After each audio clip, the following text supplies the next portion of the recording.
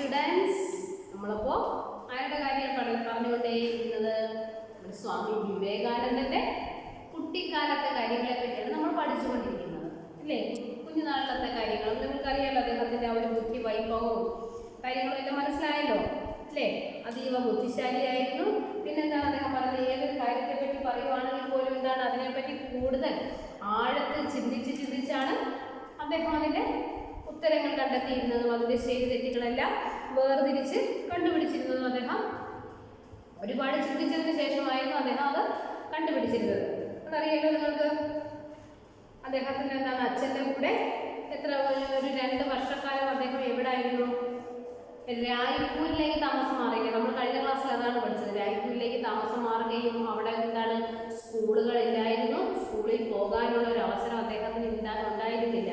അപ്പോൾ ആ സമയത്ത് അദ്ദേഹം എന്ത് ചെയ്തു? അദ്ദേഹം ഒരുപാട് പുസ്തകങ്ങളുമായിട്ടായിരുന്നു അവിടെ പോയിരുന്നത്. അങ്ങനെ പോയിരുന്നത് അവിടെ നിന്ന് ഒരുപാട് പുസ്തകങ്ങളെല്ലാം വായിക്കുമായിരുന്നു. പിന്നീട് വായിക്കാനുള്ള രീതി എങ്ങനെയായിരുന്നു?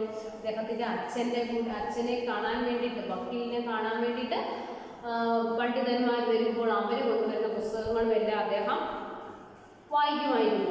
പിന്നെ അദ്ദേഹത്തിന് എന്താണ് ആ രായ്പൂരിലേക്കുള്ള യാത്രയുടെ ഒരു പ്രത്യേകത പറയുന്നുണ്ടല്ലോ. എന്തായിരുന്നു? ആ വിദ്യാപർവ്വതത്തിന്റെ താഴ്വരയിലൂടെ യാത്ര ചെയ്തപ്പോൾ എന്തോ അനുഭവമാണ് അദ്ദേഹത്തിന് ഉണ്ടായത്? പ്രകൃതി എന്താണ് ആ നരേന്ദ്രനെ അങ്ങനെ എടുത്തുയർത്തി മറ്റെവിടേക്കോ കൊണ്ടുപോകുന്ന ഒരു അനുഭൂതി അദ്ദേഹത്തിന് ഉണ്ടായില്ലേ? എന്താണ് അതിന് പറഞ്ഞിരുന്ന ആ വാക്ക്? അപാരതയുടെ അമൂർത്ത സൗന്ദര്യം. അപാരതയുടെ അമൂർത്ത സൗന്ദര്യം അദ്ദേഹത്തിന് അവിടെ വെച്ച് അദ്ദേഹത്തിന് ലഭിക്കുകയായിരുന്നു ഉണ്ടായിരുന്നത്. അതെല്ലാം നമ്മൾ പഠിച്ചു. പിന്നെന്താണ്? പിന്നെ അദ്ദേഹത്തിന് വായനയുടെ പ്രത്യേകത പറഞ്ഞില്ലേ? എങ്ങനെയുള്ളതായിരുന്നു?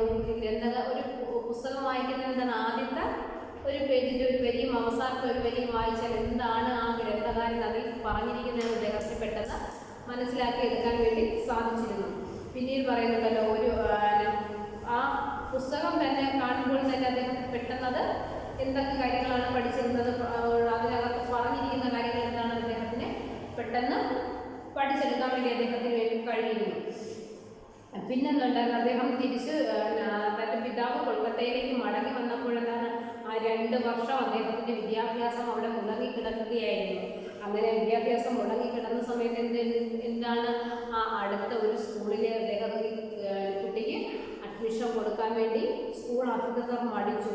പക്ഷേ പ്രവേശന പരീക്ഷ എഴുതിയപ്പോഴെന്താണ് അദ്ദേഹമാണ് ഫുൾ മാർക്ക് 100ൽ 100 മാർക്ക് വാങ്ങി വിജയിച്ച ഒരേ ഒരു വ്യക്തിയായിരുന്നു നമ്മുടെ നരേന്ദ്രൻ. പിന്നെന്താണ് അദ്ദേഹം പറയുന്നത്? ആ ഒരു പരീക്ഷയിൽ തന്നെ അദ്ദേഹം 1ാമനായിട്ട് ജയിച്ചു.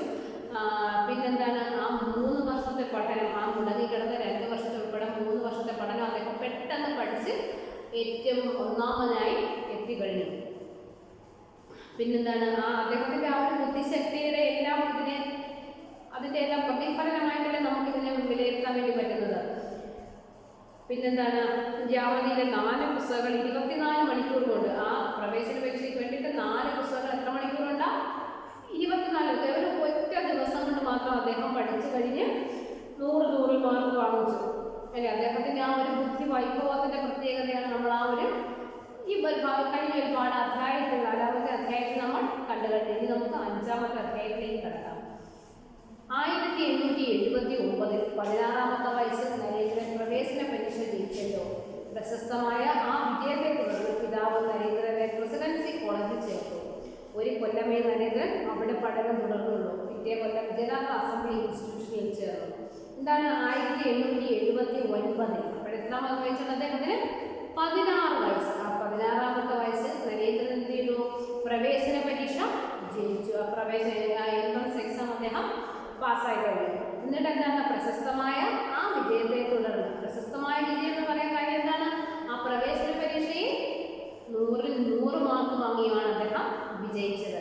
എന്നിട്ട് എന്താണ് ആ പ്രവേശന പരീക്ഷ എന്താണ് ആ വിജയത്തെ തുടർന്ന് പിതാവ് നരേന്ദ്രനെ പ്രസിഡൻസി കോളേജിൽ ചേർത്തു. പ്രസിഡൻസി അന്നത്തെ ഏറ്റവും മികച്ച കോളേജുകളിലൊന്നാണ് പ്രസിഡൻസി കോളേജ്. അദ്ദേഹം അവിടെ ചേർത്തു. 1 കൊല്ലമേ നരേന്ദ്രൻ അവിടെ പഠനം തുടർന്നുള്ളൂ. 1 വർഷം മാത്രമേ നരേന്ദ്രൻ അവിടെ പഠിച്ചിരുന്നുള്ളൂ. പിറ്റേ കൊല്ലം ജനറൽ അസംബ്ലി ഇൻസ്റ്റിറ്റ്യൂഷനിൽ ചേർന്നു. 1 വർഷം പ്രസിഡൻസി കോളേജിൽ പഠിച്ചതിന് ശേഷം എന്ത് ചെയ്തു? അടുത്ത വർഷം ജനറൽ അസംബ്ലി ഇൻസ്റ്റിറ്റ്യൂഷനിൽ ചേർന്നു. അപ്പോൾ അദ്ദേഹത്തിന് കോളേജ് വിദ്യാഭ്യാസം ഏതൊക്കെ കോളേജിലായിരുന്നു? ഒരു വർഷം പ്രസിഡൻസി കോളേജിനെ പഠിച്ചു, പിറ്റേ വർഷം എന്താണ് ജനറൽ അസംബ്ലി ഇൻസ്റ്റിറ്റ്യൂഷനിൽ ചേർന്നു. സർവകലാശാല വിദ്യാഭ്യാസം നരേന്ദ്രനിൽ നൂതനമായ ചില പരിവർത്തനങ്ങൾ ഉണ്ടാക്കി. എന്നിട്ട് എന്താണ് സർവകലാശാല വിദ്യാഭ്യാസം? അതായത് നമ്മളെ യൂണിവേഴ്സിറ്റി വിദ്യാഭ്യാസം, അതായത് നമ്മുടെ കോളേജ് തല വിദ്യാഭ്യാസം. ആ സർവകലാശാല വിദ്യാഭ്യാസത്തിലുള്ള നരേന്ദ്രനിൽ നൂതനമായ ചില പരിവർത്തനങ്ങൾ ഉണ്ടാക്കി. പുതിയ രീതിയിലുള്ള ചില മാറ്റങ്ങൾ അദ്ദേഹത്തെ ഉണ്ടാക്കി. ശൈശവത്തിൻ്റെയും കൗമാരത്തിൻ്റെയും ലാളിത്യം മാറി. ഒരു പ്രായം കഴിയുമ്പോഴേക്കും കുട്ടികളുടെ വളർച്ച വ്യത്യാസപ്പെടുന്നുണ്ടല്ലോ കുഞ്ഞുങ്ങളെ.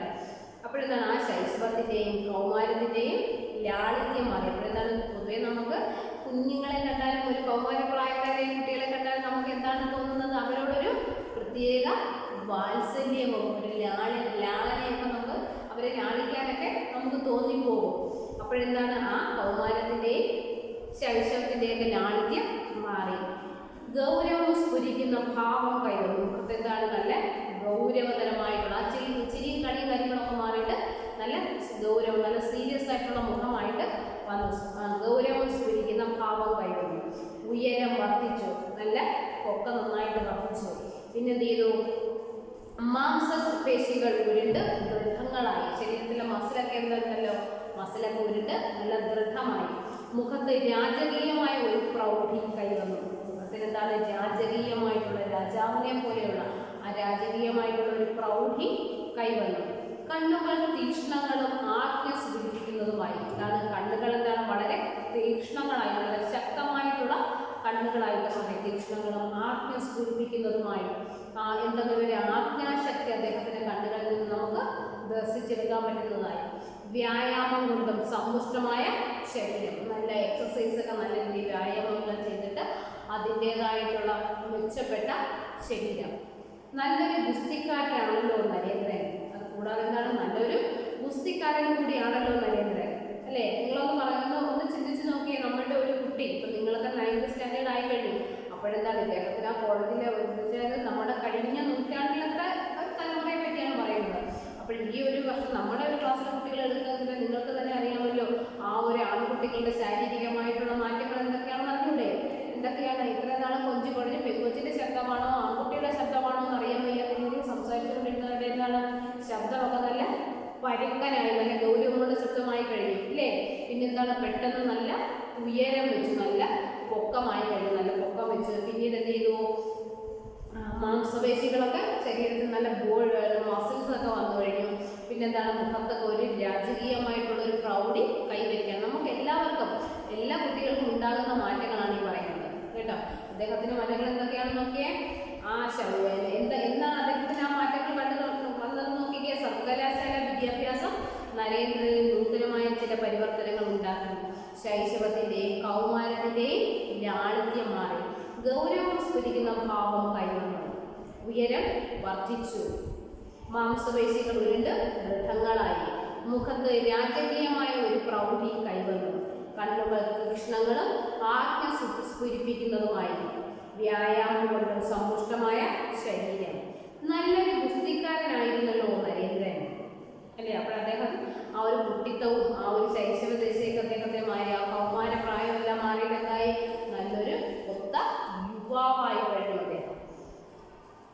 ശരീരത്തിന് മാത്രമായിരുന്നില്ല മാറ്റം, ബുദ്ധിക്കും പരിവർത്തനം വന്നു. അപ്പോൾ ശാരീരികമായിട്ടുള്ള മാറ്റം മാത്രമല്ല ഈ വന്നത് അദ്ദേഹത്തിന്, പിന്നെന്താണ് അദ്ദേഹത്തിന് ബുദ്ധിക്കും പരിവർത്തനം വന്നു. 1871 അദ്ദേഹം FA പരീക്ഷ 2ാം ക്ലാസ്സിൽ പാസ്സായി. അപ്പോഴെന്താണ് second class, first class second class ഉണ്ടല്ലോ.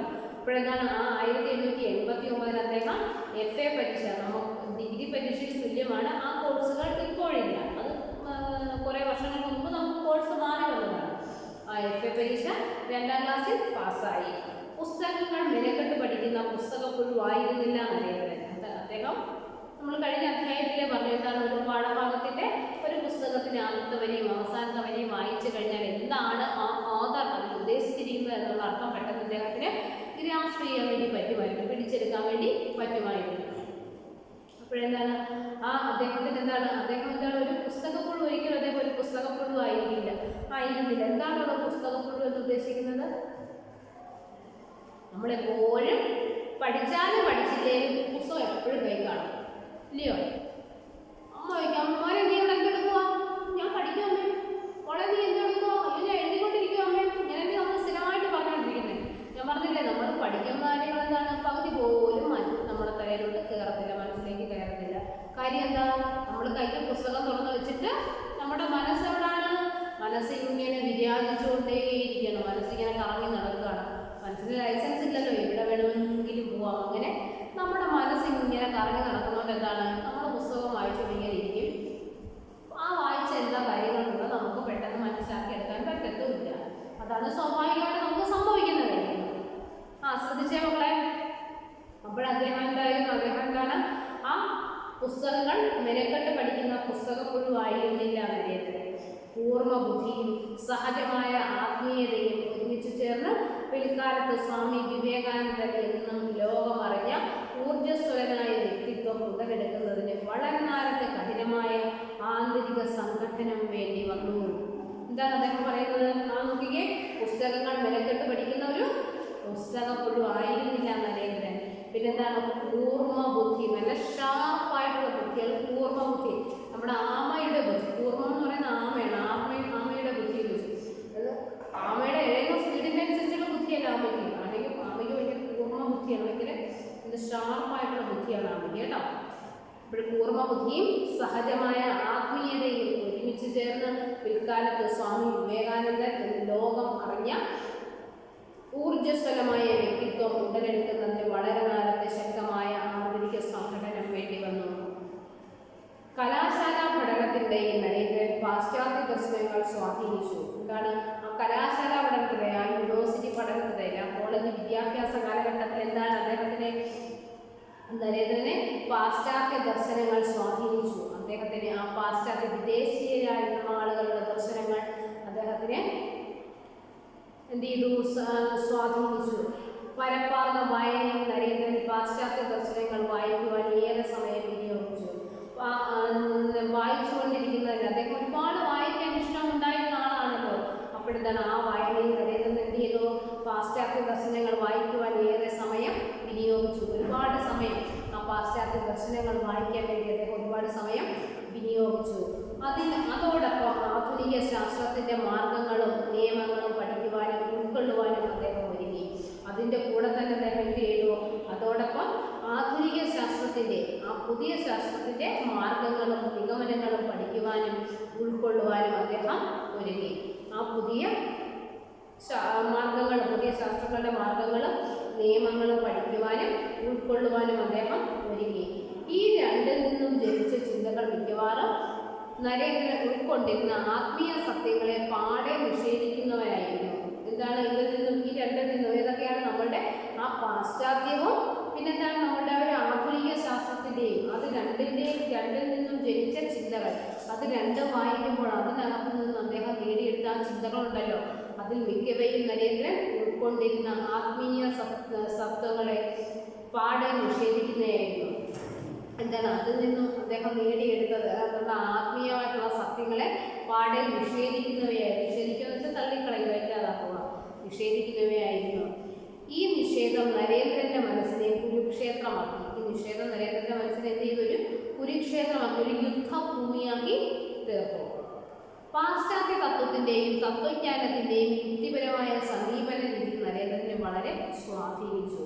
കൗമാരത്തിൽ താൻ അനിഷേധമെന്ന് കരുതിയിരുന്ന പല ആത്മീയ സത്യങ്ങളെയും ചോദ്യം ചെയ്യാൻ ഇത് പ്രേരിപ്പിക്കുകയും ചെയ്തു. നിഷേധരൂപം കൈക്കൊണ്ട ചില പ്രകടനങ്ങൾ പോലും നരേന്ദ്രൻ നടത്തുകയുണ്ടായി.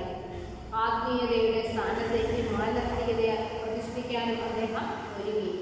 മാനവികതയെ അരക്കിട്ടുറപ്പിക്കുന്ന ഒന്നാണ് ആത്മീയത എന്ന് നരേന്ദ്രൻ അന്ന് വിശ്വസിച്ചില്ല. ബംഗാളിലെ ബ്രഹ്മസമാജം എന്ന പ്രസ്ഥാനം നരേന്ദ്രൻ അത്തരം ചിന്തകളെ പ്രോത്സാഹിപ്പിക്കുകയും ചെയ്തു. എന്താണ് ഇപ്പോൾ പറഞ്ഞിരിക്കുന്നത് നോക്കിക്കേ? പാശ്ചാത്യ സംസ്കാരത്തിൻ്റെയും തത്വജ്ഞാനത്തിൻ്റെയും യുക്തിപരമായ സമീപന രീതി നരേന്ദ്രനെ വളരെയധികം സ്വാധീനിച്ചു. അപ്പോൾ അദ്ദേഹത്തെ സ്വാധീനിച്ച കാര്യങ്ങൾ എന്തൊക്കെയാണ്? ആ പാശ്ചാത്യ തത്വശാസ്ത്രത്തിൻ്റെയും തത്വജ്ഞാനത്തിൻ്റെയും യുക്തിപരമായ സമീപന രീതി, ആ തത്വജ്ഞാനം, ആ തത്വങ്ങളെ പറ്റിയുള്ള കൂടുതലായിട്ടുള്ള കാര്യങ്ങളുടെ അറിവും, പിന്നെന്താണ് യുക്തിപരമായ സമീപന രീതി. പണ്ട് മുതലേ അദ്ദേഹം യുക്തിപരമായിട്ട് ചിന്തിക്കുന്ന ആളായിരുന്നല്ലോ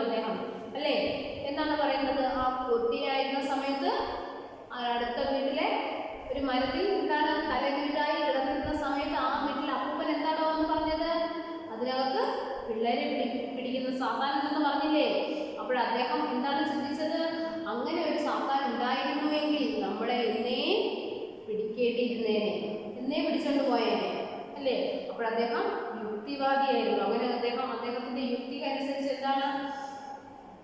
അദ്ദേഹത്തിന്റെ ആ പാശ്ചാത്യ തത്വശാസ്ത്രത്തിന്റെയും യുക്തിപരമായ സമീപന രീതി അദ്ദേഹത്തിന് വളരെ സ്വാധീനിച്ചു. അപ്പോൾ ഏതിനെയും സ്വന്തം യുക്തിയിൽ നിന്ന് കണ്ടെത്താൻ വേണ്ടി അദ്ദേഹം ശ്രമിച്ചു. കൗമാരത്തിൽ താൻ അനിഷേധ്യമെന്ന് കരുതിയിരുന്ന പല ആത്മീയ സത്യങ്ങളെയും ചോദ്യം ചെയ്യാൻ ഇത് പ്രേരിപ്പിക്കുകയും ചെയ്തു. അപ്പോഴെന്താണ് കുട്ടിക്കാലത്ത് കൗമാരകാലത്ത് താൻ അനിഷേധ്യമാണെന്ന് താൻ കരുതിയിരുന്ന പല ആത്മീയ സത്യങ്ങളെയും ചോദ്യം ചെയ്യാൻ ഇത് പ്രേരിപ്പിക്കുകയും ചെയ്തു. നിഷേധ രൂപം കൈക്കൊണ്ട ചില പ്രകടനങ്ങൾ പോലും നരേന്ദ്രൻ നടത്തുകയുണ്ടായി.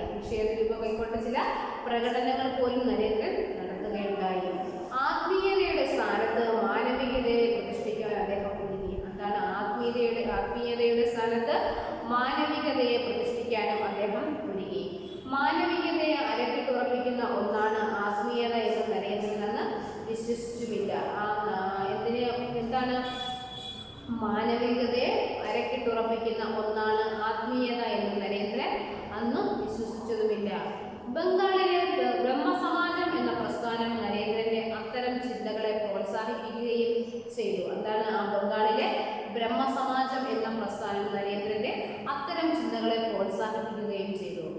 യുക്തിബോധത്തിന്റെ ഉറച്ച ഉപാസകനായതുകൊണ്ട് ബ്രഹ്മസമാജക്കാരുടെ ചിന്തകൾ മുന്നും പിന്നും നോക്കാതെ നരേന്ദ്രൻ എടുത്തറിഞ്ഞു. യുക്തിബോധത്തിന്റെ ഉറച്ച ഉപാസകനായതുകൊണ്ട് അദ്ദേഹം യുക്തിബോധം ചെറിയ നാളിൽ മുതൽ അദ്ദേഹം യുക്തിബോധമുള്ള ആളാണ്. തന്റെ യുക്തിക്കനുസരിച്ച് മാത്രം കാര്യങ്ങൾ തീരുമാനിക്കുന്ന വ്യക്തിത്വമായിരുന്നു അദ്ദേഹത്തിന്റെ. ആ യുക്തിബോധത്തിന്റെ ഉറച്ച ഉപാസകനായതുകൊണ്ട് ബ്രഹ്മസമാജക്കാരുടെ ചിന്തകളും മുന്നും പിന്നും നോക്കാതെ നരേന്ദ്രൻ എടുത്തറിഞ്ഞു. ആരുടെയാണ്? ആ ബ്രഹ്മസമാജക്കാരുടെ ചിന്തകൾ അദ്ദേഹത്തിന് പെട്ടെന്ന് സ്വീകരിക്കാൻ വേണ്ടി പറ്റുന്നതായിരുന്നു. ഹൈന്ദവരുടെ സാമൂഹിക രീതിയും വിഗ്രഹാരാധന പോലെയുള്ള സമ്പ്രദായത്തെയും ബ്രഹ്മസമാജക്കാർ ചോദ്യം ചെയ്തു. അപ്പോഴെന്താണ് ആ ഹിന്ദു മതക്കാരുടെ സാമൂഹിക രീതികളും വിഗ്രഹാരാധന പോലുള്ള സമ്പ്രദായത്തെയും എല്ലാം ബ്രഹ്മസമാജക്കാർ ചോദ്യം ചെയ്തു. ചടുലമായ വാഗ്ധോരണിയിലൂടെയാണ് അവർ ഈ വിമർശനം അഴിച്ചുവിട്ടത്. അവർ ചുമ്മാ പറഞ്ഞത് മാത്രമല്ല, അവരങ്ങോട്ടും ഇങ്ങോട്ടും പറഞ്ഞത് മാത്രമല്ല, അവർ പിന്നെ എന്താണ് ചെയ്തത്? ആ ചടുലമായ വാഗ്ധോരണിയിലൂടെയാണ് അവർ ഈ വിമർശനം അഴിച്ചുവിട്ടത്. അത് സ്വീകരിക്കുവാൻ ഭാരതത്തിലെ യുവത്വം മുന്നോട്ട് വരികയും ചെയ്തു. അത് സ്വീകരിക്കാൻ വേണ്ടിയിട്ട് ഭാരതത്തിലെ യുവാക്കൾ മുന്നോട്ട് വരികയും ചെയ്തു. ഈ ഒഴുക്കിലാണ് പ്രബുദ്ധനായ നരേന്ദ്രൻ ആദ്യം ചെന്നു വീഴുന്നത്. ഈ ഒഴുക്കിലാണ് അങ്ങനെ ആ ഒരു യുവജനങ്ങൾ വരുന്ന ആ ഒരു ഒഴുക്കിലേക്കാണ് എന്ത് ചെയ്തത്? നമ്മുടെ നരേന്ദ്രൻ ആദ്യം ചെന്നു വീണത്. ആരാധനാ സമ്പ്രദായത്തെ അദ്ദേഹം വെല്ലുവിളിച്ചു. ആരാധനാ സമ്പ്രദായം, അതായത് വിഗ്രഹാരാധനയാണെങ്കിലും അങ്ങനെയുള്ള ആരാധനാ സമ്പ്രദായത്തെ അദ്ദേഹം എന്ത് ചെയ്തു? വെല്ലുവിളിച്ചു. ആചാരങ്ങളെയും അനുഷ്ഠാനങ്ങളെയും ചോദ്യം ചെയ്തു. എന്ത് ചെയ്തു? അദ്ദേഹം ചോദ്യം ചെയ്തു. അപ്പോഴെന്താണ് ആ ഒരു യുവത്വത്തിന്റെ ബ്രഹ്മസമാജക്കാരെന്താണ് അവരുടെ അവരുടെ വിഗ്രഹാരാധനയെ അവർ എതിർത്തു. അങ്ങനെയുള്ള ആ ഒരു സമ്പ്രദായത്തെ എല്ലാം ബ്രഹ്മസമാജക്കാരെ എതിർത്തു എന്ന് മാത്രമല്ല, അവരെന്താണ് ചടുലമായ വാഗ്ധോരണിയിലൂടെയാണ് അവർ വിമർശനം അഴിച്ചുവിട്ടത്. അപ്പോഴെന്താണ് അത് സ്വീകരിക്കാൻ വേണ്ടി ഭാരതത്തിലെ യുവത്വം മുന്നോട്ട് വരികയാണ് ചെയ്തത്. ആ ഒഴുക്കിലാണ് ആ പ്രബുദ്ധനായ നരേന്ദ്രൻ ആദ്യം ചെന്ന് വീണത്. ആ യുവത്വത്തിന്റെ ഒഴുക്കിലേക്കാണ് ചെന്ന് വീണത്. ആരാധനാ സമ്പ്രദായത്തെ അദ്ദേഹം വെല്ലുവിളിച്ചു. വിഗ്രഹാരാധന പോലുള്ള ആരാധനാ സമ്പ്രദായത്തെ അദ്ദേഹം വെല്ലുവിളിച്ചു. ആചാരങ്ങളെയും അനുഷ്ഠാനങ്ങളെയും ചോദ്യം ചെയ്തു. ഓരോ ആചാരങ്ങളെയും അനുഷ്ഠാനങ്ങളെയും അദ്ദേഹം ചോദ്യം ചെയ്തു. നരേന്ദ്രന് വന്ന ഈ മാറ്റം ശ്രദ്ധേയമായി. ഹൈന്ദവ സമൂഹത്തിൽ പൗരോഹിത്യം അടിച്ചേൽപ്പിച്ച ചാതുർവർണ്ണ്യം എന്ന രീതിയാണ് ആ വിദ്യാർത്ഥി എതിർത്തത്. എന്താണ് ചെയ്തത്? ആ നരേന്ദ്രൻ വന്ന ഈ മാറ്റം വളരെ ശ്രദ്ധേയമായിട്ടുള്ള ഒരു മാറ്റമായി മാറി. ഹൈന്ദവ സമൂഹത്തിൽ പൗരോഹിത്യം അടിച്ചേൽപ്പിച്ച ചാതുർവർണ്ണ്യം എന്ന രീതിയെയാണ് ആ വിദ്യാർത്ഥി എതിർത്തത്. ആ ചാതുർവർണ്ണ്യം എന്ന് വെച്ചാൽ എന്താണ്? ഹിന്ദു മതമാണെങ്കിൽ പോലും അതിനകത്തെ മതവിഭാഗങ്ങളെ കൂടിയ ആൾക്കാരെന്നും കുറഞ്ഞ ആൾക്കാരെന്നും വേർതിരിച്ച് കാണുന്ന ഒരു പതിവുണ്ടായിരുന്നു. ചെറുതിലെ തൊട്ടിലും അദ്ദേഹത്തിന്റെ വീട്ടിൽ അദ്ദേഹത്തിന്റെ പിതാവിനെ കാണാൻ വരുന്ന ആൾക്കാർക്ക് അപ്പോഴെന്താണ് ഓരോ ബുക്കയ്ക്കകത്തും ഒരു പ്രത്യേകതയുമില്ല, പക്ഷെ ഓരോ മത ജാതിയിൽ കൂടിയ ആൾക്ക് കുറഞ്ഞ ആൾക്ക് മരിക്കാൻ വേണ്ടി പ്രത്യേകം തരത്തിലുള്ള ബുക്കുകൾ അവിടെ റെഡിയാക്കി വെച്ചിരുന്നു. അപ്പോഴദ്ദേഹം ഇത് പറയുന്നത് എന്താണ്, ആ ചാതുർവർണ്ണ്യം എന്ന രീതിയാണ് വിദ്യാർത്ഥി എതിർത്തത്. ബ്രഹ്മസമാജം ചൂണ്ടിക്കാണിച്ച യുക്തികളെ നരേന്ദ്രൻ സ്വീകരിച്ചു. ബ്രഹ്മസമാജം ചൂണ്ടിക്കാണിച്ച യുക്തികളെ എന്ത് ചെയ്തു? ആ യുക്തികളെ നരേന്ദ്രൻ സ്വീകരിച്ചു. സഹപാഠികളെ ചുറ്റുമിരുത്തി ഇക്കാര്യങ്ങൾ നരേന്ദ്രൻ ചർച്ച ചെയ്തു. ആ സഹപാഠികൾ കൂടെ പഠിക്കുന്ന കുട്ടികളെ എല്ലാം എന്ത് ചെയ്തു? ചുറ്റുമിരുത്തി ഇക്കാര്യങ്ങളെല്ലാം നരേന്ദ്രൻ ചർച്ച ചെയ്തു. ഓരോ വിഷയവും യുക്തിബോധത്തോടെ അവതരിപ്പിച്ച് വിജയിപ്പിക്കുന്നതിന് നരേന്ദ്രൻ വൻപിച്ച പാഠം പ്രകടിപ്പിച്ചു. എന്താണ്? ഓരോ വിഷയവും യുക്തിബോധത്തോടെ അവതരിപ്പിച്ച് വിജയിക്കുന്നതിൽ, ഓരോ വിഷയവും യുക്തിബോധത്തോടെ വളരെ യുക്തിയോടുകൂടി അവതരിപ്പിച്ച് വിജയിക്കുന്നതിന് എന്ത് ചെയ്തു? നരേന്ദ്രൻ വമ്പിച്ച പാഠം പ്രദർശിപ്പിച്ചു. എതിർക്കുന്നവരുടെ വാദമുഖങ്ങൾ അടിച്ചുകൊണ്ടായിരുന്നു നരേന്ദ്രൻ കാര്യങ്ങൾ പറഞ്ഞിരുന്നത്. അപ്പോൾ അതിനെ എതിർത്ത് പറയുന്ന ആൾക്കാരുടെ, യുക്തിവാദത്തെ എതിർത്ത് പറയുന്ന ആൾക്കാരുടെ വാദമുഖങ്ങൾ, അവർ പറയുന്ന ആ വാദങ്ങൾ അടിച്ചുകൊണ്ടായിരുന്നു നരേന്ദ്രൻ കാര്യങ്ങൾ പറഞ്ഞത്. അപ്പോൾ അവർ പറയുന്നതിന് മൊത്തത്തിൽ പൂർണ്ണമായിട്ട് തള്ളിക്കളഞ്ഞുകൊണ്ടാണ് നരേന്ദ്രന്റെ വാദമുഖങ്ങൾ പറഞ്ഞിരുന്നത്. ബാക്കി നോക്കി, നരേന്ദ്രനിൽ ഒളിഞ്ഞിരുന്ന മേധ തെളിഞ്ഞു വരുന്ന ചിത്രമാണ് ഇക്കാലത്ത് നാം കാണുന്നത്. എന്താണ്? നരേന്ദ്രനിൽ ഒളിഞ്ഞിരുന്ന മേധ, ആ ഒരു അധികാരം തെളിഞ്ഞു വരുന്ന ചിത്രങ്ങളാണ് ഇക്കാലത്ത് നാം കാണുന്നത്. ഈ കുശലത ഏറെ നാൾ നരേന്ദ്രനിൽ നിലനിന്നില്ല. ഈ ഒരു കുശലത നരേന്ദ്രനിൽ ഏറെ നാൾ നിലനിന്നില്ല. പാശ്ചാത്യ തത്വശാസ്ത്രവും ശാസ്ത്രവിജ്ഞാനവും രൂപം നൽകിയ ബുദ്ധി എത്രമാത്രം ആഴവും പരപ്പും ഏറിയതാണെങ്കിലും ആന്തരികമായി അതിലെന്തോ പോരായ്മ നരേന്ദ്രന് തോന്നി. അപ്പോൾ എന്താണ് അദ്ദേഹത്തിന് തോന്നിയത്? ഇദ്ദേഹത്തിന്റെ ഈ ഒരു കുശലത, ഈ ഒരു ബുദ്ധിപൂർവ്വത എന്താണ്? അത് ഒരുപാട് നാളുകൾ കൊണ്ട് നിലനിന്നില്ല. എന്താണ്? പാശ്ചാത്യ തത്വശാസ്ത്രവും ശാസ്ത്രവിജ്ഞാനവും രൂപം നൽകുന്ന ബുദ്ധി എത്ര തന്നെ ആഴവും പരപ്പും ഏറിയതാണെങ്കിലും ആന്തരികമായി അതിലെന്തോ പോരായ്മയുണ്ടെന്ന് നരേന്ദ്രൻ തോന്നി. അപ്പോൾ ഇദ്ദേഹം ഒരുപാട് കാര്യങ്ങൾ വായിച്ചും പഠിച്ചും അറിവ് നേടിയ വ്യക്തിയല്ലേ. അപ്പോഴത് എന്തുമാത്രം ആഴവും പരപ്പും ഉണ്ട് എന്നതിനകത്ത് കാര്യമില്ല, പക്ഷെ ആന്തരികമായിട്ട് എന്തോ ഒരു പോരായ്മ അദ്ദേഹത്തിന് തോന്നുകയാണ്. യുക്തിവാദത്തിന്റെ കടുത്ത വിശകലനത്തിനപ്പുറത്താണ് ധ്യാനത്തിൽ നിന്ന് ലഭിക്കുന്ന ആഹ്ലാദം എന്ന് നരേന്ദ്രൻ അനുഭവിച്ചറിഞ്ഞു. അപ്പോഴെന്താണ് അദ്ദേഹത്തിന്റെ മനസ്സിൽ കൂടുന്ന കാര്യം? എന്താണ്? ആ യുക്തിവാദത്തിന്റെ കടുത്ത വിശകലനത്തിനപ്പുറത്ത് നിന്ന്, ആ യുക്തിവാദത്തിൽ നമ്മൾ എന്തെല്ലാം വിശകലനം ചെയ്താലും ആ വിശകലനത്തിനപ്പുറത്ത് നിന്നാണ് ധ്യാനത്തിൽ നിന്ന് ലഭിക്കുന്ന ആഹ്ലാദമെന്ന് നരേന്ദ്രൻ അനുഭവിച്ചറിഞ്ഞു. എന്തുമാത്രം യുക്തിപരമായിട്ടുള്ള എന്ത് ചർച്ചയും എന്ത് വാദഗതിയും നടത്തിയാലും കുറച്ചു നേരം ഏകാഗ്രമായി തപസ്സിരിക്കുന്നതിൻ്റെ ആ ഒരു അനുഭൂതി അത് വേറൊരു ലെവലിലേക്ക് എത്തുകയാണ് അദ്ദേഹം, അല്ലേ? അതാണ് അദ്ദേഹം പറയുന്നത്. യുക്തിവാദത്തിന്റെ കടുത്ത വിശകലനത്തിനപ്പുറത്താണ് ധ്യാനത്തിൽ നിന്ന് ലഭിക്കുന്ന ആഹ്ലാദമെന്ന് നരേന്ദ്രൻ അനുഭവിച്ചറിഞ്ഞു. യുക്തിവാദികൾ നിഷേധിക്കുന്നതും ആത്മീയവാദികൾ അംഗീകരിക്കുന്നതുമായ ഈശ്വരതത്വം നേരിട്ട് അനുഭവിക്കുകയാണ് ഏറ്റവും യോഗ്യമെന്ന് ആ വിദ്യാർത്ഥി മനസ്സിലാക്കി. എന്താണ് ആ കുട്ടി മനസ്സിലാക്കിയത്? യുക്തിവാദികൾ നിഷേധിക്കുന്നതും ആത്മീയവാദികൾ അംഗീകരിക്കുന്നതുമായിട്ടുള്ള ഈശ്വരതത്വം, ആ ഈശ്വരതത്വം എന്താണ്? നേരിട്ട് അനുഭവിക്കുകയാണ് ഏറ്റവും യോഗ്യമെന്ന് ആ വിദ്യാർത്ഥി മനസ്സിലാക്കി. അത് ആ ഈശ്വരന്റെ ആ ഒരു അനുഭവം അത് നേരിട്ട് അനുഭവിക്കുകയാണ് ഏറ്റവും നല്ലതെന്ന് ആ ഒരു വിദ്യാർത്ഥി മനസ്സിലാക്കി. ഈശ്വരനെ നേരിട്ട് അനുഭവിക്കാമോ ഇല്ലയോ എന്നത് നരേന്ദ്രന്റെ ഏറ്റവും വലിയ പ്രശ്നമായി. എന്താണ്? ഈശ്വരനെ നേരിട്ട് അനുഭവിക്കാമോ ഇല്ലയോ എന്നത് നരേന്ദ്രന്റെ ഏറ്റവും വലിയ പ്രശ്നമായി. അങ്ങനെ അനുഭവിക്കാനായില്ലെങ്കിൽ വേദങ്ങളും പുരാണങ്ങളും വ്യർത്ഥം. അതെന്താണ്? അങ്ങനെ അനുഭവിക്കാനായില്ലെങ്കിൽ, അത് നമുക്ക് ആ നേരിട്ട് അനുഭവിക്കാൻ പറ്റിയില്ലെങ്കിൽ എന്താണ്? ആ വേദങ്ങളും പിന്നെന്താണ് പുരാണങ്ങളുമെല്ലാം വ്യർത്ഥമാവുകയാണ്, വെറുതെയാവുകയാണ്. ഇക്കാലത്ത് നരേന്ദ്രൻ പ്രധാനമായും ഉന്നയിച്ച ഒരു ചോദ്യം ഇതായിരുന്നു: ആരെങ്കിലും ഈശ്വരനെ കണ്ടിട്ടുണ്ടോ? എന്താണ് അദ്ദേഹം ആ ചോദ്യം ഉന്നയിച്ചിരുന്ന ചോദ്യം എന്താണ്? ആരെങ്കിലും ഈശ്വരനെ കണ്ടിട്ടുണ്ടോ? ചോദ്യം ചോദിക്കുന്ന ആളിൽ നിന്ന് തന്നെ ഉത്തരം അറിയാനായിരുന്നു എല്ലാവർക്കും താല്പര്യം. ആ ഒരു ചോദ്യം ചോദിക്കുന്ന ആൾ തന്നെ അതിൻ്റെ ഉത്തരം പറയാനായിരുന്നു എല്ലാവർക്കും ആഗ്രഹം. എന്താണ് ചോദിക്കുന്ന ചോദ്യം? എന്താണ്?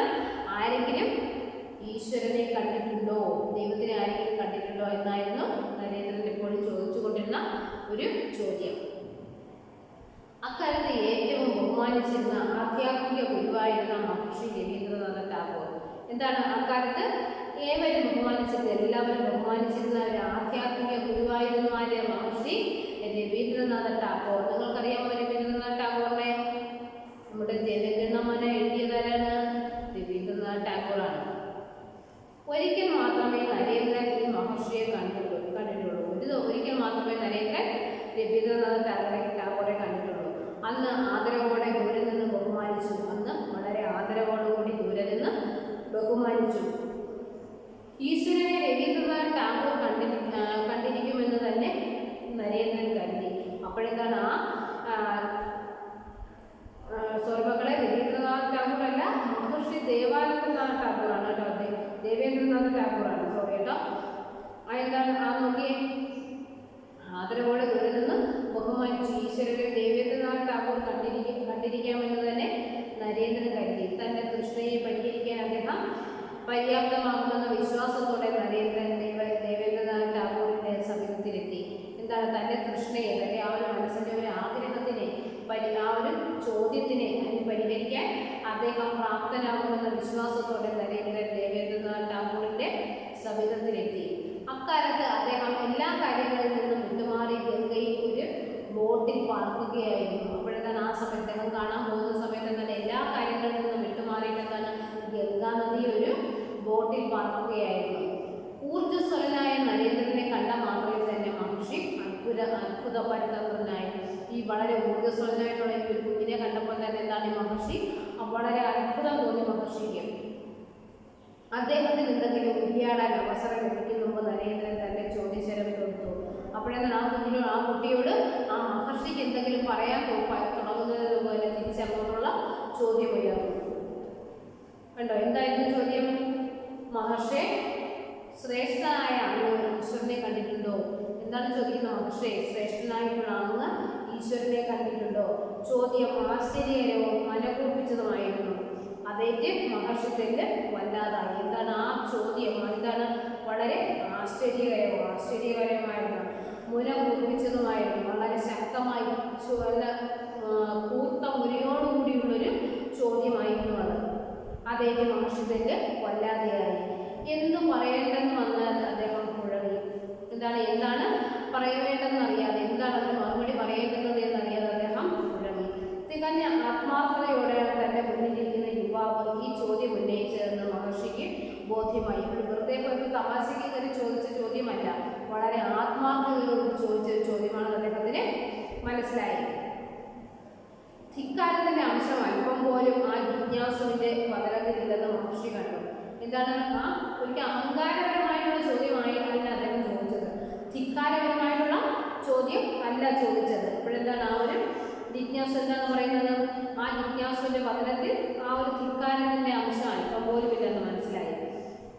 അല്ല, പരമശാന്തനായി അദ്ദേഹം ഇങ്ങനെ പറഞ്ഞു, വളരെ സമാധാനത്തോടുകൂടി ശാന്തരായിട്ട് അദ്ദേഹം ഇങ്ങനെ പറഞ്ഞു. കുഞ്ഞെ, നിന്റെ കണ്ണുകൾ കണ്ടിട്ട് ഒരു യോഗിയുടെ കണ്ണുകൾ പോലെയുണ്ട്. കുഞ്ഞെ, നിന്റെ കണ്ണുകൾ കണ്ടിട്ട് എന്താണ് ഒരു യോഗിയുടെ കണ്ണുകൾ പോലെയുണ്ട്. മഹർഷി പിന്നെയൊന്നും പറഞ്ഞില്ല. മഹർഷി പിന്നീട് വേറെ കാര്യങ്ങളൊന്നും പറഞ്ഞില്ല.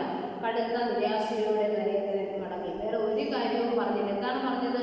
കുഞ്ഞെ, നിന്റെ കണ്ണുകൾ കണ്ടിട്ട് ഒരു യോഗിയുടെ കണ്ണുകൾ പോലെ ഉണ്ട്. അത് മാത്രമേ അദ്ദേഹം പറഞ്ഞുള്ളൂ. കടുത്ത നിരാശയോടെ നരേന്ദ്രൻ മടങ്ങി. അത്താണിയില്ലാത്ത നരേന്ദ്രൻ മനസ്സുഴഞ്ഞു നടന്നു. എങ്ങും ഒരു ആശ്രയമില്ലാതെ, അത്താണിയില്ലാതെ ഒരു ആശ്രയമില്ലാതാവുക. ആ നരേന്ദ്രൻ മനസ്സുഴഞ്ഞു നടന്നു. വായനയിൽ അഭിരമിച്ച നരേന്ദ്രൻ പിന്നെയും തത്വശാസ്ത്ര ഗ്രന്ഥങ്ങൾ പഠിച്ചു തീർത്തു. എന്താണ് വായനയിൽ അഭിരമിച്ച് വീണ്ടും വായിക്കാൻ വേണ്ടി വായനയിലുള്ള താല്പര്യത്തോടുകൂടി നരേന്ദ്രൻ പിന്നെയും തത്വശാസ്ത്ര ഗ്രന്ഥങ്ങൾ പഠിച്ചു തീർത്തു. വീണ്ടും തത്വശാസ്ത്ര ഗ്രന്ഥങ്ങൾ എടുത്ത് അദ്ദേഹം പഠിച്ചു തീർക്കുകയാണ്. 1881 നവംബറിന് ഉറച്ചു നിന്നു. 1881 നവംബർ മാസം ആകുന്നതിന് കുറച്ച് മുമ്പുള്ളൊരു കാര്യമാണ്. അന്ന് നരേന്ദ്രൻ FAക്ക് കോളേജിൽ പഠിക്കുകയാണ്. ആ സമയത്ത് അദ്ദേഹം FAക്ക് കോളേജിൽ പഠിക്കുകയാണ്. ഒരു ധ്യാനത്തിൽ എന്ന പോലെ അദ്ദേഹം ക്ലാസ്സിൽ നിന്ന് പാഠങ്ങൾ ശ്രദ്ധിക്കുന്നു. ഒരു ധ്യാനത്തിൽ ഇരിക്കുന്ന പോലെ അദ്ദേഹം ക്ലാസ്സിൽ ഇരുന്ന് എന്താണ് പാഠങ്ങൾ ശ്രദ്ധിക്കുന്നു. അതെല്ലാം പണ്ടെന്നോ താൻ പഠിച്ചവയാണെന്ന് ഒരു തോന്നൽ നരേന്ദ്രനെ ലയിച്ചു. എന്താണ് അതെന്തോ ഞാൻ പഠിച്ചതാണല്ലോ. നമുക്കിങ്ങനെ ചില പാഠങ്ങളൊക്കെ പാടുമ്പോൾ തോന്നിയോ ഞാൻ എവിടെയോ കേട്ടിട്ടുണ്ടല്ലോ എന്ന് നമുക്ക് തോന്നും. അതുപോലെ അദ്ദേഹത്തിന് എന്താണ് തോന്നിയത്? അതെല്ലാം പണ്ടെന്നോ താൻ പഠിച്ചവയാണെന്ന് ഒരു തോന്നൽ നരേന്ദ്രനിൽ ലയിച്ചു. കാരണം പ്രൊഫസർ പറയുന്നതെല്ലാം തനിക്കറിയാം, പ്രൊഫസർ പറയുന്ന കാര്യങ്ങളെല്ലാം തനിക്കറിയാം.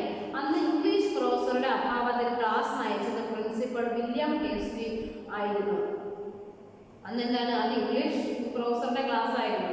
ആ ഇംഗ്ലീഷ് പ്രൊഫസറുടെ അഭാവത്തിൽ, അദ്ദേഹത്തിന്റെ ആബ്സെൻസിന് ആ ക്ലാസ് നയിച്ചത് പ്രിൻസിപ്പൽ വില്യം ഹേസ്റ്റി ആയിരുന്നു. അഗാധ പണ്ഡിതനും സമർത്ഥനുമായ അധ്യാപകനുമായിരുന്നു വില്യം ഹേസ്റ്റി. അദ്ദേഹം വളരെ അഗാധനായിട്ടുള്ള പണ്ഡിതനും സമർത്ഥനുമായിട്ടുള്ള വ്യക്തിയായിരുന്നു ആര്? William hasty. അദ്ദേഹം പഠിപ്പിച്ചത് വേർഡ്സ്വർത്തിന്റെ വിനോദയാത്ര എന്ന കവിതയായിരുന്നു. അദ്ദേഹം പഠിപ്പിച്ചതാണ് വില്യം വേർഡ്സ്വർത്തിന്റെ വിനോദയാത്ര എന്ന കവിതയായിരുന്നു. ആ പാഠത്തിൽ പ്രകൃതി സൗന്ദര്യത്തിൽ മുഴുകി കവി സമാധിയിൽ ആണ്ടുപോയി എന്നൊരു ഭാഗമുണ്ട്. അതെന്താണ്? ആ കവിതയിൽ എന്താണ്? പ്രകൃതി സൗന്ദര്യത്തിൽ മുഴുകി നമ്മുടെ കവി എന്തായിരുന്നു? സമാധിയിൽ ആണ്ടുപോയി എന്നൊരു ഭാഗമുണ്ട്. ഹേസ്റ്റി ഈ ഭാഗം പഠിപ്പിച്ചപ്പോൾ ഇങ്ങനെ പറഞ്ഞു: ഇത്തരം അനുഭൂതിക്ക് നമുക്ക് സാധാരണക്കാർക്ക് ഉണ്ടാകുന്നില്ല. ചിത്തശുദ്ധിയോടും ഏകാഗ്രതയോടും ഫലമായി ജനിക്കുന്നതാണ്. ഇങ്ങനെ ആനന്ദ അനുഭൂതി ലഭിച്ചിട്ടുള്ള ഒരാളെ മാത്രമേ ഞാൻ കണ്ടിട്ടുള്ളൂ. ആ ആൾ ദക്ഷിണേശ്വരത്തെ ശ്രീരാമകൃഷ്ണ പരമഹംസനാകുന്നു. എന്താണ് ഇങ്ങനെ ഒരു അനുഭൂതി? എന്താണ് നമ്മൾ എന്താണ് പ്രകൃതിയുടെ ആ സൗന്ദര്യത്തിൽ മുഴുകി അങ്ങ് സമാധിയിലാണ്ട് പോകുന്ന ഒരവസ്ഥ, അതിലങ്ങ് ലയിച്ചു പോകുന്ന ഒരവസ്ഥയിൽ എത്തുകയാണ്. അങ്ങനെ ആ ഒരു അവസ്ഥയിൽ എത്തുന്നത് എന്താണ്? ഈ ഒരു അനുഭൂതി എന്താണ് നമുക്ക് സാധാരണക്കാർക്ക് ഉണ്ടാകുന്നത്? സാധാരണക്കാരായിട്ടുള്ള ജനങ്ങൾക്ക് ഈ ഒരു അനുഭൂതി ഉണ്ടാകുന്നതല്ല. അപ്പോഴും ഇങ്ങനെയുള്ള അനുഭൂതി എന്താണ്? ചിത്തശുദ്ധിയോട്, ആ മനസ്സിന്റെ ശുദ്ധിയോട് ഏകാഗ്രതയുടെയും ഫലമായി ജനിക്കുന്നതാണ്. അത് ചുമ്മാ നമുക്ക് കിട്ടുന്നതല്ല. നമ്മുടെ മനസ്സ് വളരെ ശുദ്ധമായിരിക്കണം. അതുപോലെ തന്നെ എന്തായിരിക്കണം? നമ്മൾ വളരെ ഏകാഗ്രമായിരിക്കണം. അങ്ങനെയുള്ളവർക്ക് മാത്രമേ എന്ത് ചെയ്യാം? ഈ ഒരു അവസ്ഥയിലേക്ക് എത്താൻ കഴിയുകയുള്ളൂ. എന്താണ് അങ്ങനെ ഒരാൾ, ആ ഒരു അനുഭൂതി ലഭിച്ചിട്ടുള്ള ഒരാളെ മാത്രമേ ഞാൻ കണ്ടിട്ടുള്ളൂ. അത് ആരാണെന്ന് പറയുന്നത്? ദക്ഷിണേശ്വരത്തെ ശ്രീരാമകൃഷ്ണ പരമഹംസനാണ്. നമ്മുടെ ഇന്ത്യയുടെ ദക്ഷിണഭാഗത്തെ ശ്രീരാമകൃഷ്ണ പരമഹംസനാകുന്നു. നിങ്ങൾ അവിടെ പോയി അദ്ദേഹത്തെ കണ്ടാൽ അത് മനസ്സിലാകും. നിങ്ങൾ അവിടെ പോയി അദ്ദേഹത്തെ കണ്ടു കഴിഞ്ഞാൽ അത് എന്താണെന്ന് മനസ്സിലാക്കാൻ വേണ്ടി അത് പറ്റുന്നുണ്ട്. അപ്പോൾ ആരെ കാണണമെന്നാണ് നമ്മളുടെ അധ്യാപകൻ പറഞ്ഞത്? ദക്ഷിണേശ്വരത്തെ ശ്രീരാമകൃഷ്ണ പരമഹംസരെ കാണണമെന്നാണ് പറഞ്ഞത്. കണ്ടെന്നത് മനസ്സിലാകും. ഹേസ്റ്റിയുടെ വാക്കുകൾ നക്ഷത്ര കുഞ്ഞുങ്ങളായി നരേന്ദ്രന്റെ ശിരസിൽ ലയിച്ചു. അപ്പോൾ ആ ഒരു ഹേസ്റ്റിയുടെ വാക്കുകൾ എന്താണ്? നക്ഷത്ര കുഞ്ഞുങ്ങളായി, നമ്മളെ പൊന്നീച്ച് പറക്കുന്നൊക്കെ പറയത്തില്ലേ, ഇത് നക്ഷത്ര കുഞ്ഞുങ്ങളായിട്ട് നരേന്ദ്രന്റെ ശിരസിൽ ലയിച്ചു. ശ്രീരാമകൃഷ്ണ പരമഹംസൻ, ആ പേര് നരേന്ദ്രൻ പലവട്ടം നാക്കിലിട്ട് നുണഞ്ഞു. ശ്രീരാമകൃഷ്ണ പരമഹംസൻ, ആ ഒരു വാക്ക്, ആ ഒരു പേര് പല പ്രാവശ്യം വായിലിട്ടിങ്ങനെ നാക്കിലിട്ടിങ്ങനെ നുണഞ്ഞു. എന്താണ് പേര്? ശ്രീരാമകൃഷ്ണ പരമഹംസൻ. തന്റെ തീവ്രമായ അഭിജ്ഞ തീർത്തു തരാൻ ആ മനുഷ്യന് കഴിയുമോ? നരേന്ദ്രൻ ഈ ചോദ്യം തന്റെ മനസ്സിനോട് തന്നെ ചോദിച്ചു. എന്താണ് ചോദിക്കുന്നത്? തന്റെ മനസ്സിന്റെ ആ ഒരു തീവ്രമായിട്ടുള്ള അഭിജ്ഞ തീർത്തു തരാൻ വേണ്ടിയിട്ട് ആ മനുഷ്യന് കഴിയുമോ? നരേന്ദ്രൻ ഈ ചോദ്യം തന്റെ മനസ്സിനോട് തന്നെ ചോദിച്ചു. പക്ഷേ ഉടനെ അദ്ദേഹത്തിന്റെ അടുത്ത് എത്താൻ നരേന്ദ്രന് ആയില്ല. പക്ഷേ ഇത്രയും വേഗം അദ്ദേഹത്തിന്റെ അടുത്തെത്താൻ വേണ്ടിയിട്ട് നരേന്ദ്രന് ആയില്ല. എന്നാലും അങ്ങോട്ട് പോകണമെന്ന് മനസ്സ് വീണ്ടും വീണ്ടും പറഞ്ഞുകൊണ്ടേയിരുന്നു. ഉണ്ടോ? എന്താണ്? പക്ഷെ പെട്ടെന്ന് അദ്ദേഹത്തിന്റെ അടുത്തെത്താൻ വേണ്ടിയിട്ട് നരേന്ദ്രന് കഴിഞ്ഞില്ല. പക്ഷെ വീണ്ടും അവിടേക്ക് പോകണം എന്ന് അദ്ദേഹത്തിന്റെ മനസ്സ് വീണ്ടും പറഞ്ഞുകൊണ്ടിരുന്നു. നരേന്ദ്രൻ വിവാഹം കഴിക്കണമെന്ന് പിതാവ് പ്രേരിപ്പിച്ചുകൊണ്ടിരുന്ന കാലമായിരുന്നു അത്. നരേന്ദ്രൻ വിവാഹം കഴിക്കണമെന്ന് പിതാവ് ഇങ്ങനെ പറഞ്ഞുകൊണ്ടിരുന്ന ഒരു കാലമായിരുന്നു അത്. നല്ലൊരു ബന്ധം ലഭിച്ചാൽ ഇംഗ്ലണ്ടിൽ പോയി ഉയർന്ന പരീക്ഷകൾ പാസ്സാകാനുള്ള ധനം ലഭിക്കുമെന്നും വിശ്വനാഥദത്ത കണക്കുകൂട്ടി. പക്ഷെ പല ആലോചനകളും നരേന്ദ്രൻ മുടക്കി.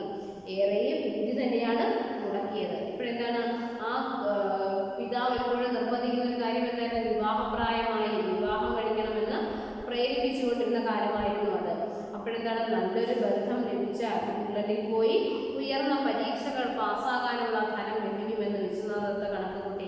അപ്പോഴെന്താണ് നല്ലൊരു വിവാഹബന്ധം ലഭിക്കുവാണെങ്കിൽ എന്താണ് സ്ത്രീധനമായി കുറെ കാശ് കിട്ടുമല്ലോ.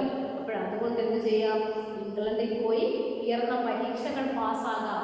ആ പൈസയും കൊണ്ട് ഇംഗ്ലണ്ടിൽ പോയി കഴിഞ്ഞാൽ ഉയർന്ന പരീക്ഷകൾ പാസ്സാകാൻ വേണ്ടിയിട്ട് ഉള്ള ധനം ലഭിക്കുമെന്ന് വിശ്വനാഥദത്ത കണക്ക് കൂട്ടി. പക്ഷേ പല ആലോചനകളും നരേന്ദ്രൻ മുടക്കി. പല കല്യാണാലോചനകളും അച്ഛനറിയാതെ നരേന്ദ്രൻ മുടക്കി. ഏറെ വിധി തന്നെയാണ് മുടക്കിയത്. ആ വിധി കൊണ്ട് തന്നെ ഒരുപാട് വിവാഹാലോചനകളും മുടങ്ങിപ്പോയി. ആ സമയത്ത് രാമചന്ദ്രദത്ത എന്ന അടുത്ത ബന്ധുവിൽ നിന്നും ശ്രീരാമകൃഷ്ണ പരമഹംസനെ പറ്റി നരേന്ദ്രൻ കൂടുതൽ കേട്ടു. അപ്പോഴെന്താണ് ഏകദേശം ആ ഒരു സമയത്ത് തന്നെ എന്താണ് ഒരു ബന്ധുവിൻ്റെ കയ്യിൽ നിന്നും രാമചന്ദ്രദത്ത എന്ന അടുത്ത ബന്ധുവിൽ നിന്നും ശ്രീരാമകൃഷ്ണ പരമഹംസനെ പറ്റി നരേന്ദ്രൻ കൂടുതൽ കേട്ടു. നരേന്ദ്രന്റെ ആധ്യാത്മികമായിട്ടുള്ള അഭിജ്ഞ മനസ്സിലാക്കിക്കൊണ്ടാണ് രാമചന്ദ്രദത്ത പരമഹംസനെ കുറിച്ച് പറഞ്ഞത്. നിനക്ക് ഈശ്വര സാക്ഷാത്കാരത്തിന് മനസ്സെങ്കിൽ നല്ലത് തന്നെ. അതിന് ബ്രഹ്മസമാനത്തെ കൂട്ടുപിടിച്ചത് കൊണ്ട് ആയില്ല. നേരെ കാളിഘട്ടത്തിൽ ചെല്ലണം, പരമഹംസനെ കാണണം, അതാണ് വേണ്ടത്. എന്താണ് അദ്ദേഹത്തിന് ബന്ധു പറയുന്നത്? എന്താണ് ആ നരേന്ദ്രന്റെ ആധ്യാത്മികമായിട്ടുള്ള അഭിവാക്യം മനസ്സിലാക്കിക്കൊണ്ടാണ് ആ രാമചന്ദ്രദത്ത പരമഹംസനെ കുറിച്ച് പറഞ്ഞത്. നിനക്ക് ഈശ്വര സാക്ഷാത്കാരമാണ് മനസ്സെങ്കിൽ നല്ലത് തന്നെ. നിനക്കെന്താണ് ഈശ്വര സാക്ഷാത്കാരമാണ് മനസ്സെങ്കിൽ അത് നല്ലത് തന്നെ. അതിന് ബ്രഹ്മസമാജത്തെ കൂട്ടുപിടിച്ചത് കൊണ്ടായില്ല. അതിനു വേണ്ടിയിട്ട് ബ്രഹ്മസമാജത്തെ കൂട്ടുപിടിച്ചിട്ട് ഒരു കാര്യവുമില്ല. പിന്നെന്താണ് അതിന് ബ്രഹ്മസമാജത്തിനെ കൂട്ടുപിടിച്ചത് കൊണ്ടായില്ല. നേരെ കാളിഘട്ടിൽ ചെല്ലണം. എവിടെയാണ് ചെല്ലണം? നേരെ കാളിഘട്ടിൽ ചെല്ലണം, പരമഹംസനെ കാണണം, അതാണ് വേണ്ടത്. അവിടെ ചെന്ന് പരമഹംസനെ കണ്ടാൽ മാത്രം മതി, അതാണ് വേണ്ടത്. അല്ലാതെ വേറൊന്നും ചെയ്യേണ്ടെന്ന് അദ്ദേഹം പറയുന്നത്. അതിനുശേഷം ഏതാനും ദിവസങ്ങൾ കഴിഞ്ഞു. അതിനുശേഷം എന്താണ് കുറേ ദിവസങ്ങൾ കഴിഞ്ഞു. സുരേന്ദ്രനാഥ മിത്ര തൻ്റെ മതപരമായ ഒരു ആഘോഷം നടന്നു. എന്താണ് അതിനുശേഷം കുറേ ദിവസങ്ങൾ കഴിഞ്ഞു സുരേന്ദ്രനാഥ മിത്രന്റെ വീട്ടിൽ മതപരമായ ഒരു ആഘോഷം നടന്നു. സമ്പന്നനും സംസ്കാരയുക്തനുമായ സുരേന്ദ്രനാഥ മിത്രൻ അദ്ദേഹം വളരെ സമ്പന്നനാണ്. അതുപോലെ തന്നെ സംസ്കാരയുക്തനുമാണ്. നല്ല വിവരവും വിദ്യാഭ്യാസവും ഒക്കെ നല്ല സംസ്കാരമുള്ള ഒരു വ്യക്തിയായിരുന്നു സുരേന്ദ്രനാഥ മിത്രൻ. അദ്ദേഹത്തിന്റെ വീട്ടിൽ ശ്രീരാമകൃഷ്ണ പരമഹംസൻ എത്തുന്നുണ്ടെന്നറിഞ്ഞ് നരേന്ദ്രനും അവിടെ ചെന്നു. അവിടെ ശ്രീരാമകൃഷ്ണ പരമഹംസൻ എത്തുന്നുണ്ട് എന്നറിഞ്ഞിട്ട് നരേന്ദ്രനും അവിടെ ചെന്നു. സുരേന്ദ്രനാഥ മിത്രന്റെ പ്രേരണ കൊണ്ട് നരേന്ദ്രൻ ഒരു ഭക്തിഗാനം ആരംഭിച്ചു. അപ്പോഴെന്താണ് സുരേന്ദ്രനാഥ മിത്രന്റെ പ്രേരണ കൊണ്ട് അദ്ദേഹം പറഞ്ഞതിന്റെ പേരിൽ നരേന്ദ്രൻ ഒരു ഭക്തിഗാനം ആരംഭിച്ചു. ശിലയെ പോലും അണിയിക്കുന്നതായിരുന്നു ആ ഗാനം. വളരെ മനോഹരമായിട്ടുള്ള ഒരു ഗാനമായിരുന്നു. അതിൽ ഇങ്ങനെയുള്ള ഗാനമാണ് പറഞ്ഞിരിക്കുന്നത്. ശിലയെ പോലും, കല്ലിനെ പോലും അണിയിക്കുന്നതായിരുന്നു ആ ഗാനം. കല്ലിനെ പോലും അത് അണിയിക്കാനുള്ളതായിരുന്നു ആ ഒരു ഗാനം.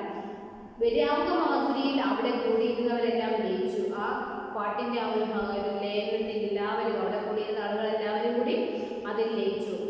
രാമകൃഷ്ണ പരമഹംസൻ ഗായകനെ സ്വശ്രദ്ധം വീക്ഷിച്ചു. അപ്പോൾ ആ പാടുന്ന കുട്ടിയെ ആരാണ്? ശ്രീരാമകൃഷ്ണ പരമഹംസൻ ഗായകനെ സ്വശ്രദ്ധം വീക്ഷിച്ചു. ആ കണ്ണുകളും നാസികയും അദ്ദേഹത്തിൻ്റെ മനസ്സിൽ ഭാവിയിലെ ചില ചിത്രങ്ങൾ വരച്ചിട്ടു. ആ പാടുന്ന ആളിൻ്റെ ആ ഒരു കണ്ണുകളും നാസിക എന്താണോ മൂക്ക്, നാസികയും അദ്ദേഹത്തിൻ്റെ മനസ്സിൽ ഭാവിയിലെ ചില ചിത്രങ്ങൾ വരച്ചിട്ടു. ത്രികാലജ്ഞാനിയാണല്ലോ പരമഹംസൻ. ഭാവി കണ്ട അദ്ദേഹം നരേന്ദ്രനെ ദക്ഷിണേശ്വരത്തേക്ക് ക്ഷണിക്കുകയും ചെയ്തു. എന്നിട്ട് ആ നരേന്ദ്രനെ പാടുന്നത് കണ്ടിട്ട് അദ്ദേഹം ത്രികാലജ്ഞാനിയായിട്ടുള്ള അദ്ദേഹം പരമഹംസനെ ചെയ്തു? നരേന്ദ്രനെ ദക്ഷിണേശ്വരത്തേക്ക് ക്ഷണിക്കുകയും ചെയ്തു. 1881 നവംബർ 6 തീവ്രതയിലെത്തിയ ആഗ്രഹം ദക്ഷിണേശ്വരത്ത് പോയി പരിഹരിക്കുക തന്നെയാണ് നരേന്ദ്രൻ സ്വയം തീരുമാനിച്ചു. 1881 നവംബർ ആയപ്പോൾ ആ മനസ്സിൽ ഒരു ശ്രീരാമകൃഷ്ണ പരമഹംസന്റെ അടുത്ത് പോകണം എന്നുള്ള തീവ്രമായിട്ടുള്ള ഒരു ആഗ്രഹം ഉണ്ടല്ലോ. ആ തീവ്രതയിലെത്തിയ ആഗ്രഹം ദക്ഷിണേശ്വരത്ത് പോയി പരിഹരിക്കുക തന്നെ നരേന്ദ്രൻ സ്വയം തീരുമാനിച്ചു. അവിടെ പരിഹരിക്കാൻ കഴിഞ്ഞില്ലെങ്കിൽ പുരോഹിതന്മാർ ഉണ്ടാക്കിയ വിദ്യയാണ് ഈശ്വരൻ എന്ന് നരേന്ദ്രൻ കണക്കുകൂട്ടി. അവിടെ ചെന്ന് അത് തൻ്റെ ആ ഒരു ആഗ്രഹം സാധിക്കാൻ പറ്റിയില്ലെങ്കിൽ എന്താണ് പുരോഹിതന്മാർ ഉണ്ടാക്കിയ ഒരു വിദ്യ, ഒരു ധാരണ, ഒരു വെറുതെ പറയുന്ന ഒരു സങ്കല്പമാണ് ഈശ്വരൻ എന്ന് നരേന്ദ്രൻ കണക്കുകൂട്ടി. അങ്ങനെ സുരേന്ദ്രനാഥ ഗുപ്തയുടെ കൂടെ നരേന്ദ്രൻ 1881 നവംബറിലെ ഒരു തെളിഞ്ഞ ദിനത്തിൽ ദക്ഷിണേശ്വരത്തേക്ക് തിരിച്ചു. അങ്ങനെ ശ്രീരാമകൃഷ്ണ പരമഹംസരെ കാണാൻ വേണ്ടിയിട്ട് തൻ്റെ ബന്ധുവായിട്ടുള്ള സുഹൃത്തായിട്ടുള്ള ആരുടെ കൂടാണ് സുരേന്ദ്രനാഥ ഗുപ്തയുടെ കൂടെ യാത്ര തിരിക്കുകയാണ് ദക്ഷിണേശ്വരത്തേക്ക്. ആരെ കാണാൻ വേണ്ടിയിട്ടാണ്? ശ്രീരാമകൃഷ്ണ പരമഹംസരെ കാണാൻ വേണ്ടിയിട്ട് അദ്ദേഹം യാത്ര തിരിക്കുകയാണ്. ഓക്കെ മക്കളെ, നന്നായിട്ട് വായിച്ചു നോക്കുക. വായിച്ചു കഴിഞ്ഞാൽ തന്നെ നിങ്ങൾക്ക് ഇതിനകത്തുള്ള ക്വസ്റ്റ്യൻസ് എല്ലാം നിങ്ങൾക്ക് ആൻസർ ചെയ്യാൻ പറ്റും. നന്നായിട്ട് വായിക്കുക. ഞാൻ നോട്ട്സ് സെൻഡ് ചെയ്യുന്നുണ്ട്. നല്ല നീറ്റായിട്ട് നോട്ട്സ് എഴുതിയെടുത്ത് പഠിക്കുക. ഓക്കെ മക്കളെ, അപ്പോൾ നമുക്കിനി അടുത്ത ക്ലാസ്സിൽ കാണാം. Okay children, by.